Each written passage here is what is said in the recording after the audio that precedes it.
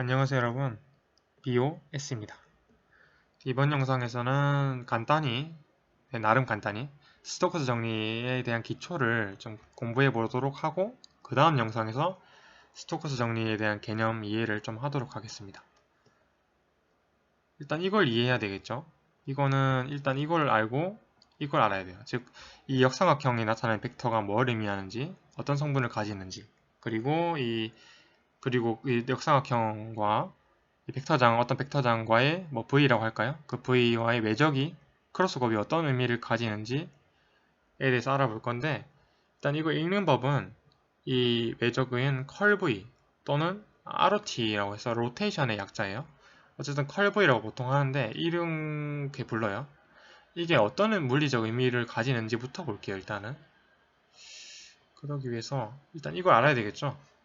데일 연산자라고 하는데 이 역삼각형 기호를 델 벡터라고 하겠죠. DL, 델 벡터.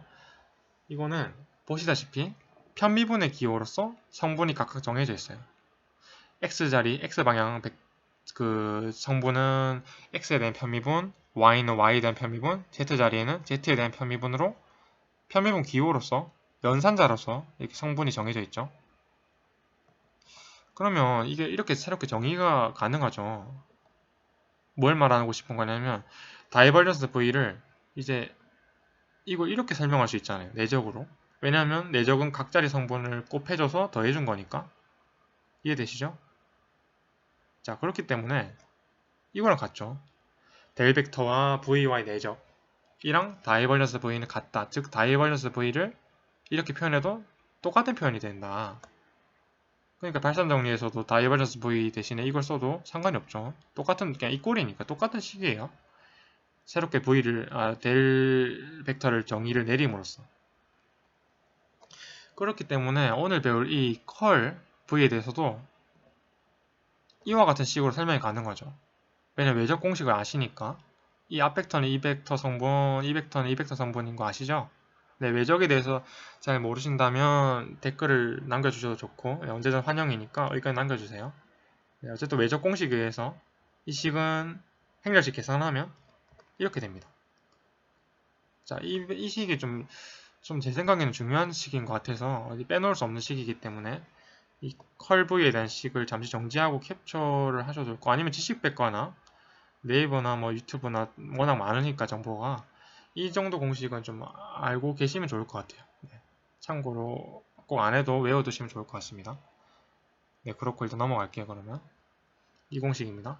자, 그러면 이 공식인데 저는 일단 각도에 대한 이제 정의를 할 건데 그렇게 수식어로 본다기보다는 일단은 이 컬 V에 대한 물리적 의미를부터 볼게요. 그러니까 왜 컬, 즉 로테이션 이런 의미를 써서 회전이라는 의미를 갖게 했는가? 그걸부터 볼게요. 일단 이번 영상에서는 그걸 보려면 각속도와 선속도의 관계를 알면 좋을 것 같아요. 일단 이거는 우리가 알 수 있는 개념이니까 간단히 하고 넘어가면 물체나 입자가 여기 있다고 합시다. 원운동 할다고 할게요. 원을 그리면서 궤적을 돌면서 운동한다고 했을 때 원운동을 하면 중심이 있겠죠? 중심이 있으면 속도는 이 방향이죠. 이 방향, 이 방향, 이 방향 돌아가면서. 네, 이건 등속 원운동이라고 하는데 사실 속도가 일정한 건 아니죠. 속력이 일정한데 속도는 방향을 포함하니까 벡터니까. 예, 어쨌든 그건 우리가 물리 시간에 배웠고 뭐 기초니까 아는 내용이고. 그리고 그런 관계에서 이걸 연결하면 네, 이게 나중 위치라고 합시다. 그러면 세타만큼 변했죠, 각도가. 자, 그러면 일단 속도를 볼게요. 속도가 시간분의 거리죠. 이거 델타 t분의 델타 s, 시간분의 변이. 그럼 각속도는 오메가는 아시다시피 델타 t분의 델타 세타죠. 예, 우리 다시 복습해보면 이게 각속도라는 게 각변이, 네, 각도가 얼마나 변했는가, 시간에 따라서 얼마나 변했는 어떤 이제 네, 각도 변이의 시간에 대한 변화율, 그게 각속도죠. 네, 선속도는 말 그대로 그냥 속도인데 이 원호에 따라서 이동한 거리라서 선속도라고 표현을 한 거예요. 각속도랑 비교하기 위해서. 여튼 이런 관계가 성립할 수밖에 없는 거는 V는 R오메가, 배웠듯이 이제 r이 반지름이 여기라고 하면 이 하늘색 길이가 뭐 이동한 거리, 즉 호의 길이라고 한다면 s는 r 세타라는 공식 아시죠? 네, 모르신다 하더라도 이게 그냥 설명드리자면 반지름이 r이고 사이각이 세타일 때 부채꼴의 호의 길이는 s는 r 세타입니다. 호의 길이가 s일 때.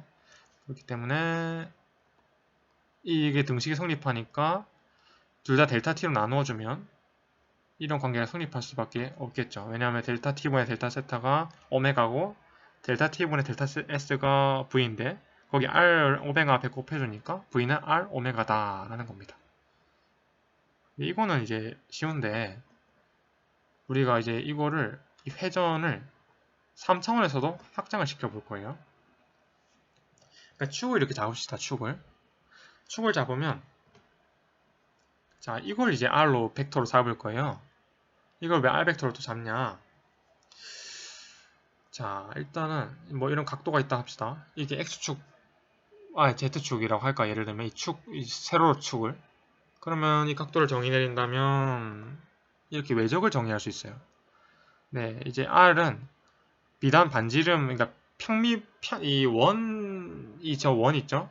2차원 평면뿐만 아니라 r을 이렇게 벡터로 정의한다면 그리고 외적으로 v를 정의한다면 아주 3차원에서의 확장이 쉬워요. 왜냐하면 일단은 이 벡터죠 다. 아시다시피 이걸 원의 중심이라 한다면 일단 아시다시피 각속도 방향은 이 방향이죠. 축방향이에요. 축방향.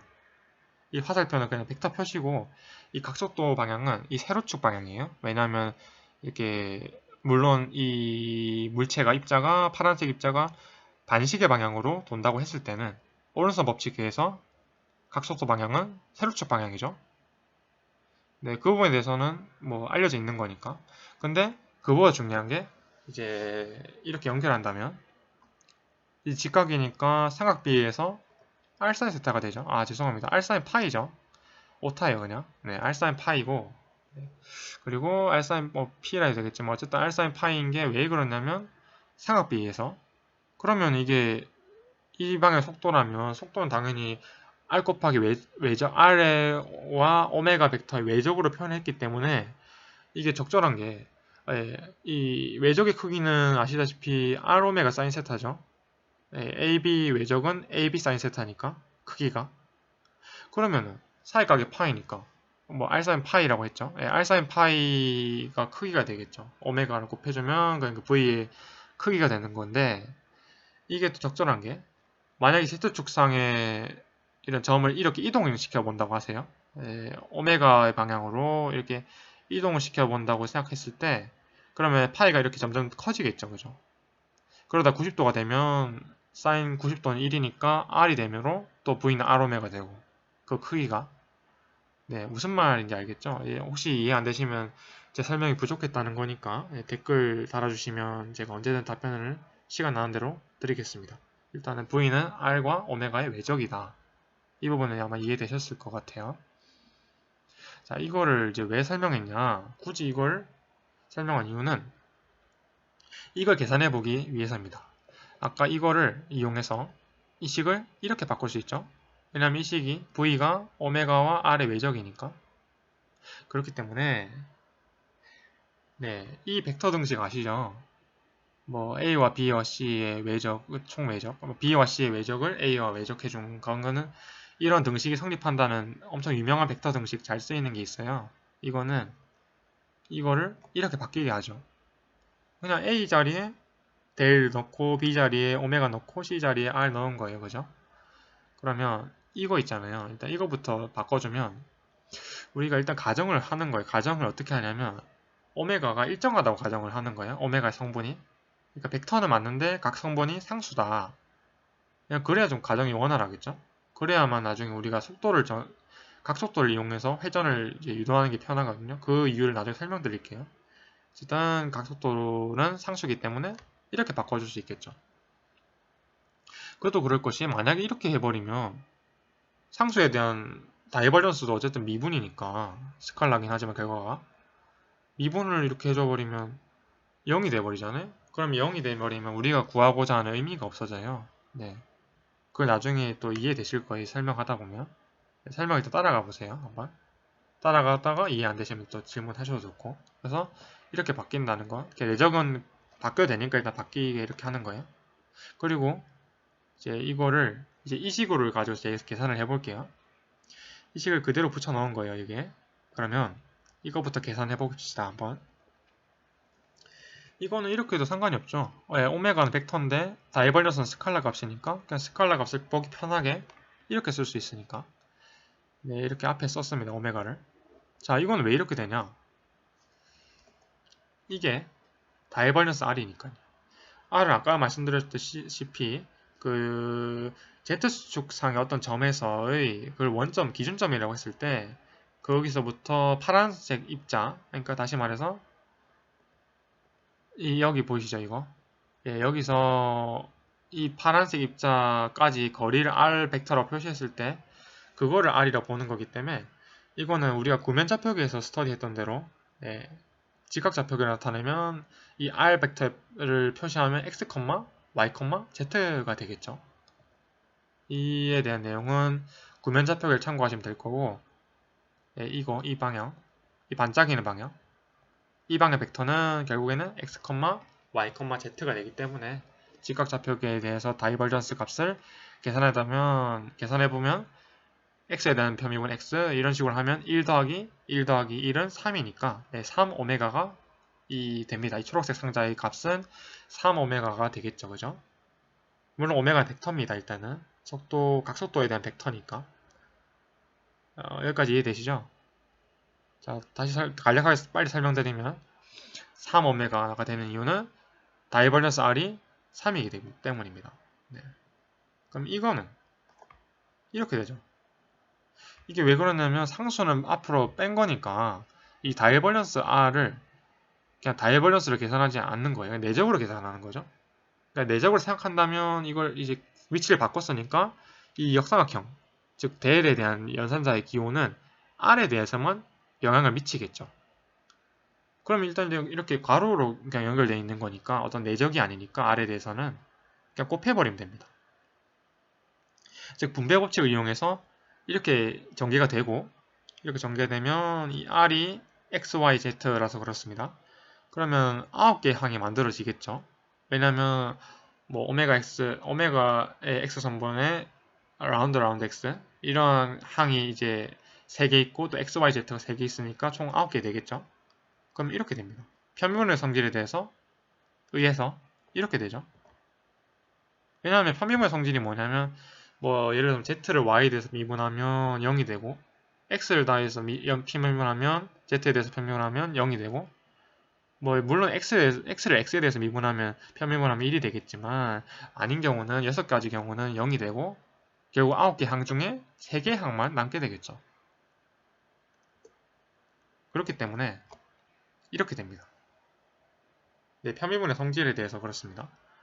그렇기 때문에 이렇게 되고 따라서 이거가 이거기 때문에 R 벡터가 X, Y, Z라는 걸 구면좌표계를 통해서 정확하게 이해하셨다면 이 식 이해되실 거예요.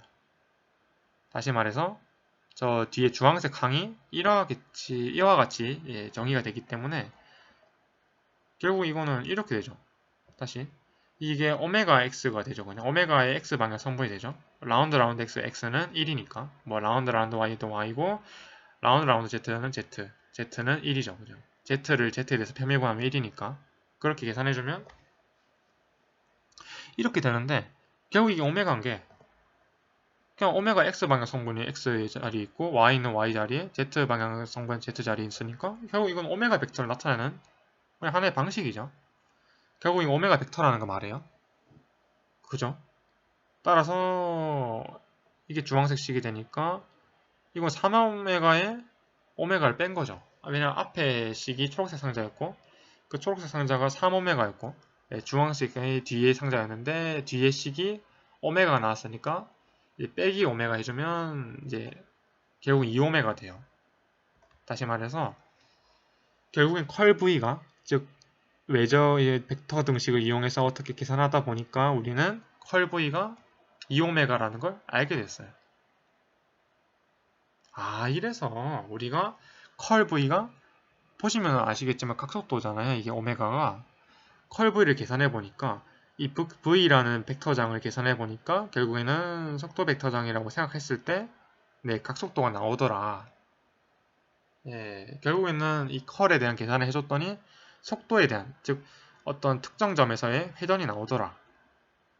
왜 이게 특정 점에 대한 회전인가? 그러니까 각속도, 즉 회전에 대한 내용을 이제 이해하셨을 것 같아요. 근데 왜 이제 순간순간 점에 대해서 대입이 가능하냐? 그것도 그럴 것이 이건 이식이니까요. 다이버전스 할 때도 그 미소 이제 뭐 미소 길이 뭐 어떤 편미분의 극한적인 부분에 대해서 설명해 준 거기 때문에 이게 설명이 가능한 거기 때문에 이것도 편미분 즉 어떤 미소한 변이에 대해서 생각해 준 거기 때문에 어떤 점에 대해서 대입이 가능하겠죠. 실제로 뭐 어떤 V에 대해서 벡터장 V에 대해서 이렇게 컬을 계산해 준다면 네, 점의 좌표를 X와 Y와 Z에 대해서 각 점을 대입해 준다면 어떤 그 점에서의 회전이 계산이 되는 거죠. 네, 그렇기 때문에 이 식을 꼭 이제 참고해 주시고 네, 이 식에 있어서 이제 물리적 의미를 오늘 살펴보도록 했는데 이제 좀 살펴볼 수 있게 된 것 같습니다. 제일 중요한 건 다시 말씀드리지만 네, 각속도에 대한 개념 그렇기 때문에 컬이 회전의 의미를 가진다. 네. 이번 영상은 여기서 일단 마무리하도록 할게요. 일단 좀 짧게 진행하려고 했는데 보다 상세하게 설명드리려다 보니까 좀 길어진 것 같아서 죄송하고 네, 다음 영상을 일단 진짜 스토커스 정리에 대해서 들어가 보도록 하겠습니다. 네, 네 영상 시청해주셔서 감사하고 네, 다음 영상에서 뵙겠습니다.